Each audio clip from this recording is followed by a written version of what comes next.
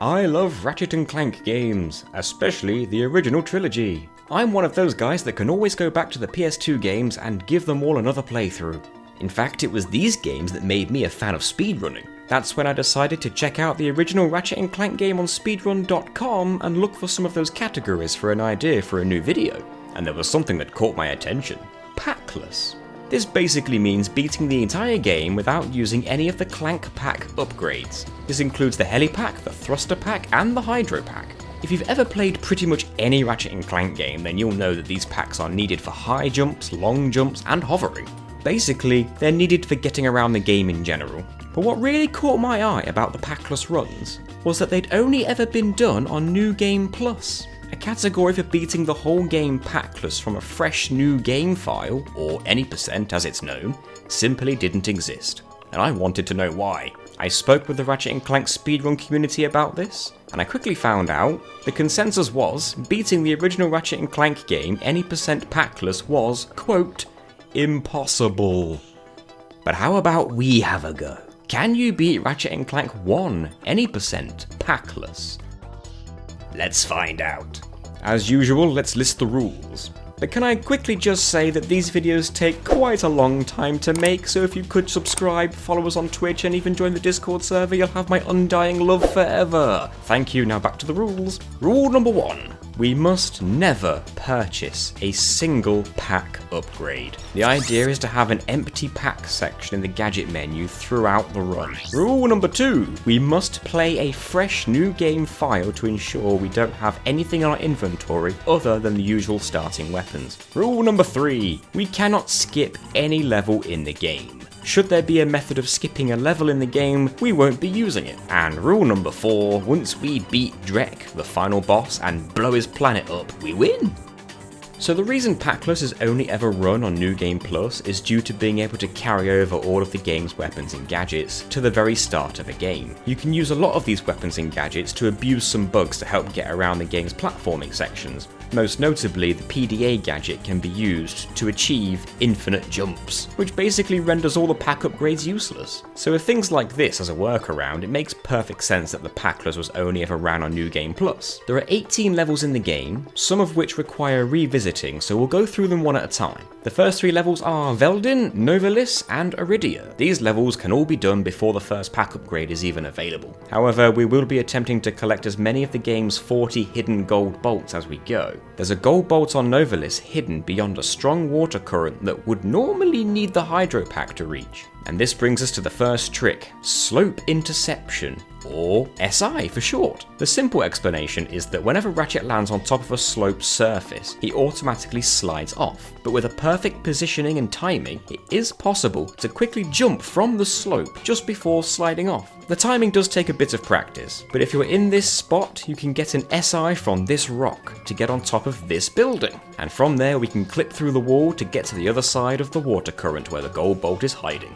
The 4th level is Kerwan, and this is the dreaded level that the community thought was impossible, due to the fact that halfway through this level is where you purchase your first pack upgrade, the Heli Pack. As soon as you purchase it, a door opens, revealing the mini Heli Pack tutorial, and this is what's been the roadblock for any percent packless all this time. Without the Heli Pack, not only does the door never open, but you can't perform the high jumps that you would normally need to get over these crates and continue the level. So many in the speedrunner community had given up on this challenge before me because of this level, so I knew I would need to scour the entire first half of the level in order to find anything new. The first plan was to avoid buying the Heli Pack and just clip through the garage door by wedging ourselves between the counter and the door. A little bit of precise wiggling later and we can clip right through. There's very little that can be done from here though. I did manage to get an SI from this slope to the first crate, but no matter what I did from here, I could not get any higher. Even if I could get to the highest crate, I still wouldn't be able to clear the gap without a long jump either. I was going to have to think outside the box. I had another plan. This level's end is actually the ledge above where you start. Normally you'd have to travel all the way around to the other end of the level, and then a train would carry you to that ledge above our ship. So my theory is, if we can find a skip to get on that ledge early, we would bypass the second half of the level completely. If we head to this archway after the first bridge, we can perform one of Ratchet's most useful abilities, the wall jump. As long as there are 2 flat walls either side of Ratchet, we can wall jump between them to gain height. As a side note, once Ratchet Ratchet has started to wall jump, we cannot move him forwards or backwards, only side to side between the walls. Fortunately, we can use this to get on top of the roof that we're not meant to be on top of. Normally, speedrunners would use this path to obtain a hidden gold bolt that you would normally need a helipack for, but I had another idea. Even this high up, some of these buildings still had solid collision that can both be walked on and wall jumped on to get to this roof. Being this far away from the ground can cause certain parts of the level to deload and become invisible, but I knew there was an archway right below here, and it extended near to the end of the level. Sure enough, I found the invisible archway and crossed it like a bridge to the other side. There were some invisible walls up here limiting where I could go. For example, this fence actually stretched far higher than it looks. We can't jump over it, and we can't even seem to get an SI from the slope next to it either. It took a lot of attempts, but we were able to jump around the fence and just land on the other side before the slope could force us back.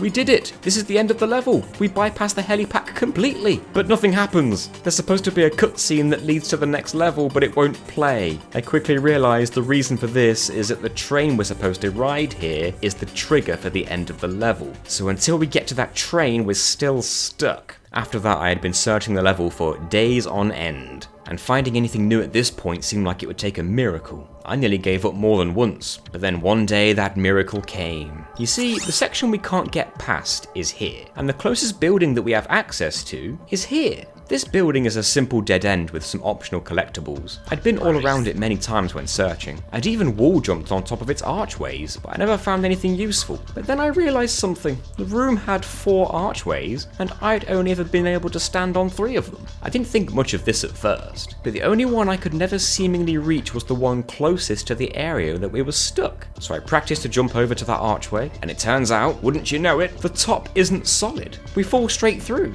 So if we can fall down through the archway's leg, then we can walk through the wall entirely. And from here we can wall jump between these 2 buildings to make it to the roof. From the right spot we can look down to where the helipack tutorial area would be if it were visible. And that orange elevator that you can see, that's where we really want to be, but it's still just a bit too far away. The neighbouring building is too tall to get on top of, but this is the closest we're going to get. I did have a method though. Far below us is a slope stretching from the wall of the building we're standing on to the elevator. If we can perform a series of SIs in a row to traverse along this slope, then maybe we could make it to the other end. I made so many attempts at this, and it started to hurt my fingers. We were getting closer and closer with each try. I was convinced that with perfect execution, this was doable. The hardest part was at the end. When you get close, the slope becomes smaller, and it becomes impossible to SI from the small part of the slope.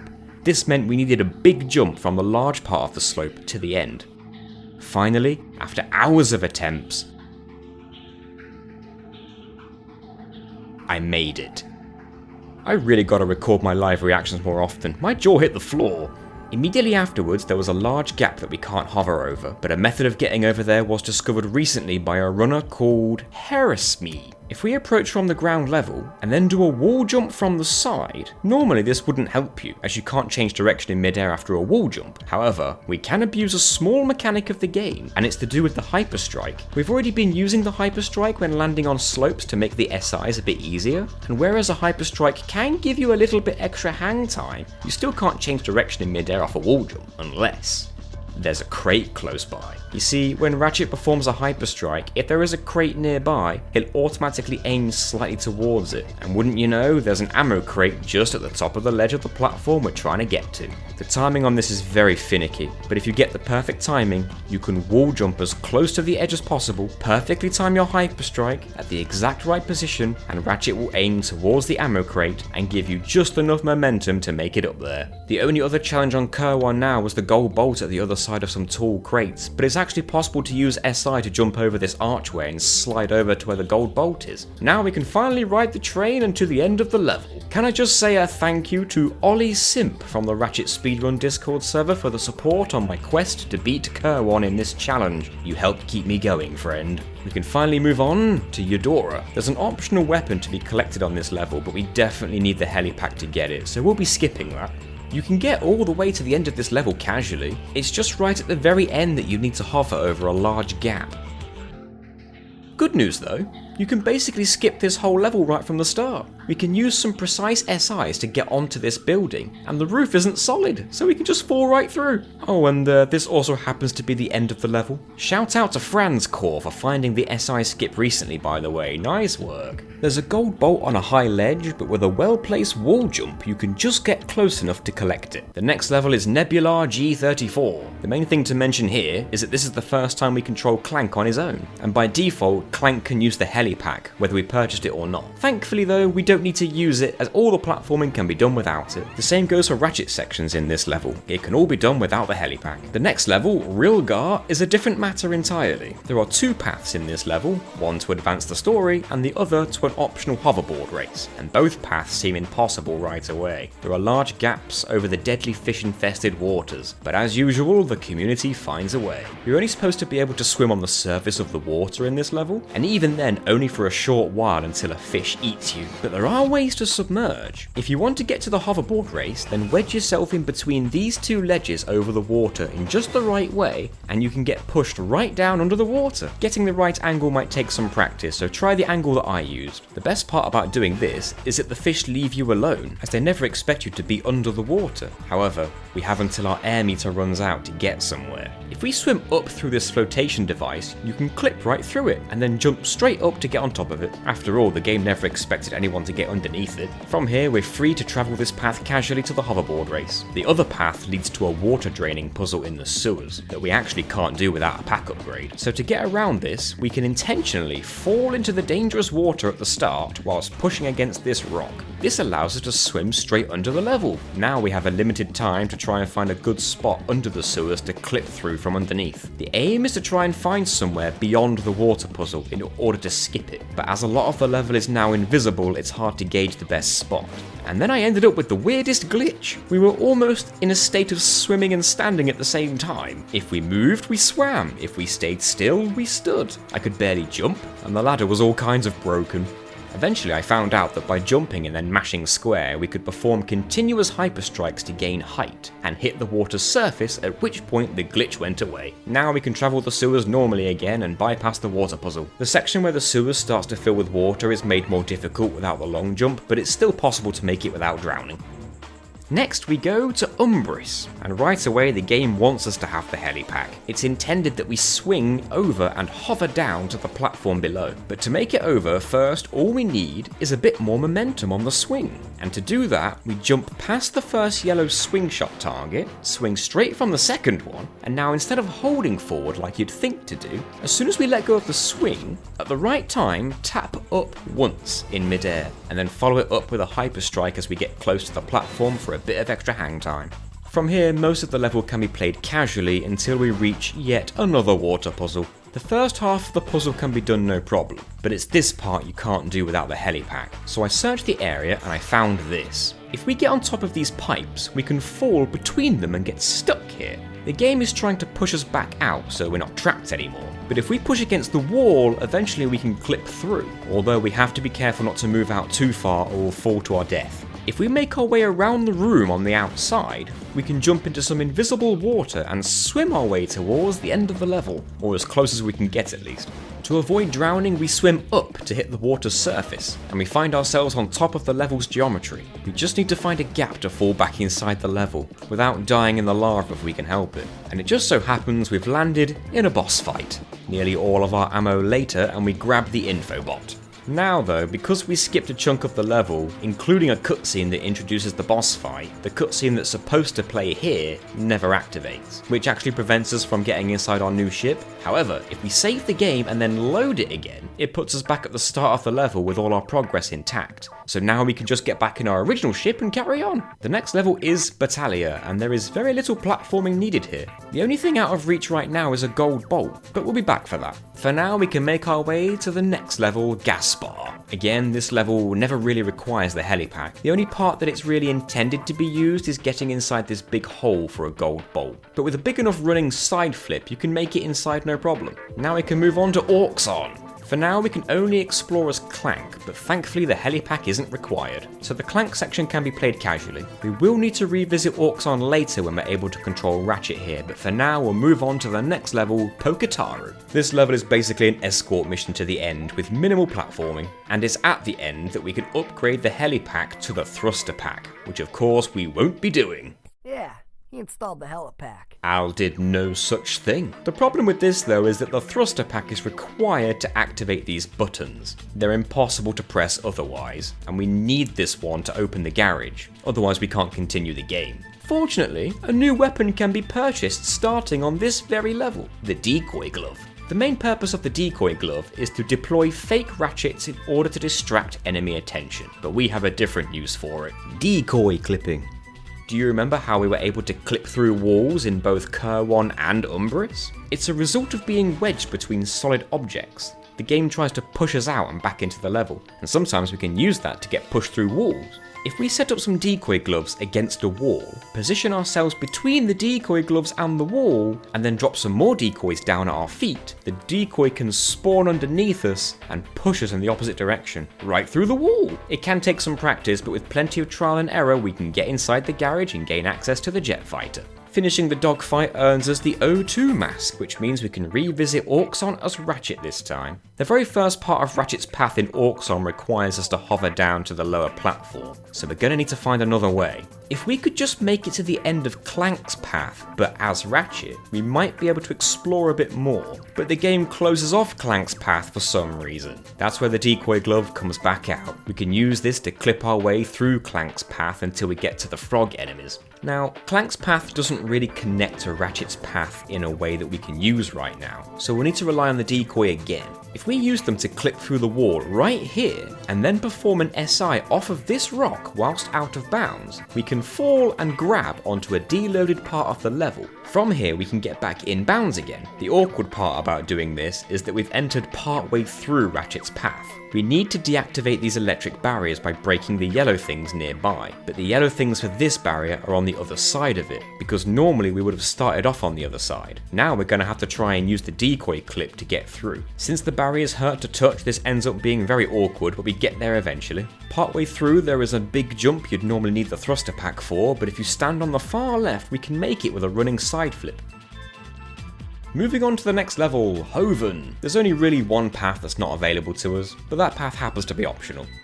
We're able to make it just about anywhere else here. We can even make it across these high up moving platforms. This also happens to be the level where you purchase the Hydro Pack upgrade to allow for faster swimming, but we won't be buying that of course. Now we're off to the Gemlik base. And whereas the outside sections are all manageable, the inside sections see us platforming over green acid. This gap especially is impossible to clear without landing in the acid. But as long as we have enough health, you can take the damage and bounce up back out of the acid 2 times before we die. One boss battle in space later and we're moving on to tanis. This is one of the bigger levels in the game, but it's also fully beatable without the pack upgrades by design, since Clank can't actually join us here. We're also able to purchase the PDA gadget on this level as well, which will come in handy later, but everything else is done here. We move on to Core 2. There's a water section early on here, and even though we acquired the O2 mask from Poketarou, which allows us to breathe underwater, we're still required to swim through these rings on a time limit in order to open the underwater doors, and without the Hydro Pack this is impossible.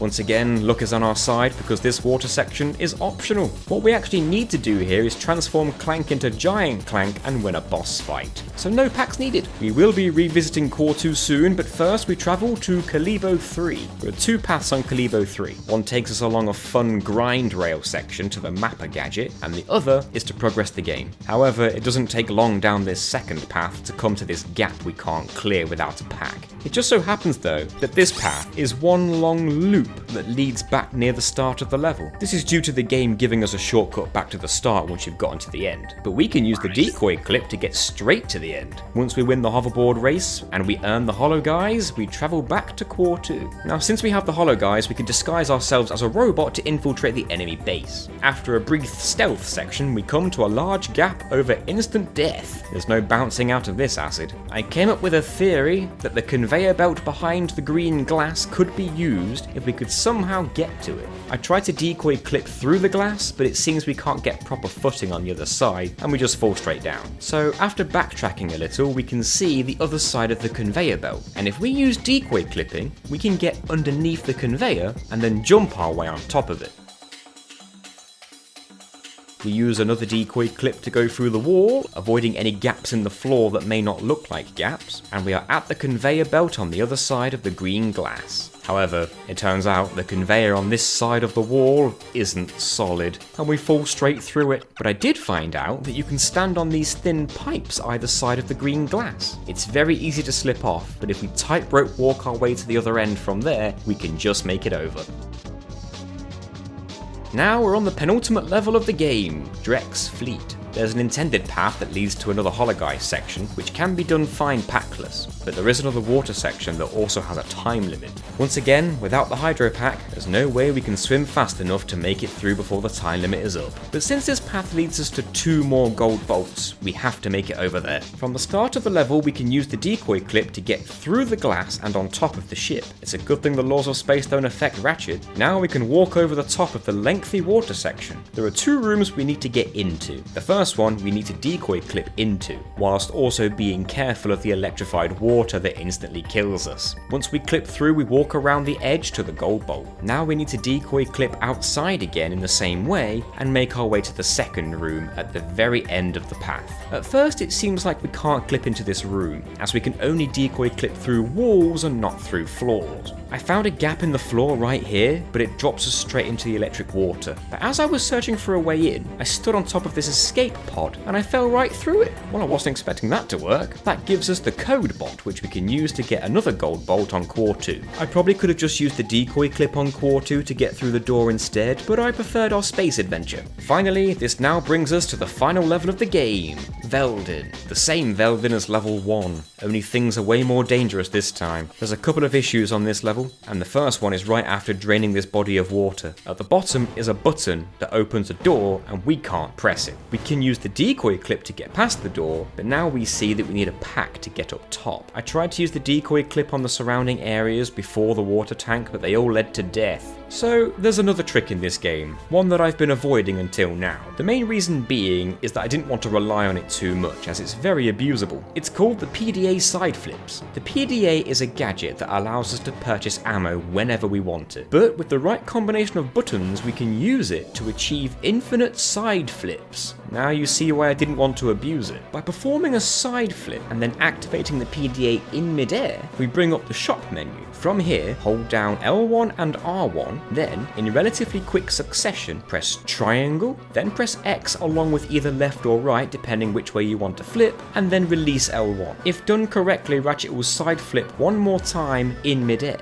I had to watch a movement tutorial on this trick quite a few times by the YouTuber The Rickster to finally pull this off successfully, so thank you to him. So in practice, we can use this trick to get to high up platforms, and we need to use it on Welding twice. I'm glad we made it to the final level of the game before having to resort to it, and you can only purchase the PDA on level 15 anyway, so it's not like we could have abused it much more before this. As a side note, every single gold bolt is obtainable in this challenge without the PDA, except for 3 of them. One on Battalia, one on Poketarou, and the last one on Welding. After using PDA side flips though, we now have all 40 of them. Now all we have to do is defeat Drex, the final boss, and blow his planet up. After each phase of the boss fight, he flies off to the next area, and we have to platform over falling ledges to chase after him. It's a bit more challenging packless, but it's still very doable. Oh yeah, and he breaks apart the ground we're standing on before he flies off. This creates more gaps we need to clear. This gap needs a very big running side flip into a hyper strike to cross. Once we enter the boss's final stage, we see a button. As part of the boss fight, we have a time limit to hit the button on the center every time it shows up, otherwise it's game over. But without the thruster pack, there's no way to press the button. Wait, is that the thruster pack? It is! The game seems to have some kind of failsafe built in just in case you somehow don't have the thruster pack. But guess what? It doesn't show the thruster pack in our inventory. We're safe! So we use it to hit the button, blow Drek up, send him packing, and then hit one final button to blow his planet up. The run is over. Can we beat Ratchet and Clank 1 any percent packless? Well, no, not technically. But can we beat it without ever purchasing any packs? And with an empty pack section in our inventory? Hell yeah we can, and that's a win in my book. And the credits broke. We broke the credits. How did we break the credits? Thank you so much for watching. This was a crazy project, and I almost lost faith in it several times. Thanks, Kerwan. But I'm very proud to say that we did it. I expect a new any percent packless speedrun category to open up soon, and the all packless bolts category is about to get a rude awakening. A big thank you to everybody on the Ratchet and Clank speedrun Discord server. They all came through and helped me out with little pieces of information here and there, so thank you to all of them. Please subscribe if you enjoy these kind of videos on old school PlayStation era classics as much as I do making them. Consider following us on Twitch, and if you want any insider info on what my future plans are, we have a Discord server as well. All will be linked below, of course. A really quick thank you to our current Twitch subscribers, you lovely lot. We have John Fitz49, Jamhead91, Evolve Pixel, Gelp, Game Time Official, Lacerated Hunter, Dodgy D-Pad, DTG Fin30, Al4 Forks, The Friendly Sadist, Duncan F93, Swifty _ Smithy, and Major Vengeance. And linked on the screen right now is a video on Rayman 2 without hovering, and Spyro the Dragon without gliding. So quite similar to this video that you just watched. There's plenty more to come soon as well, so look out for us down the line, and we'll see you in the comments real soon. Please comment. I'm lonely.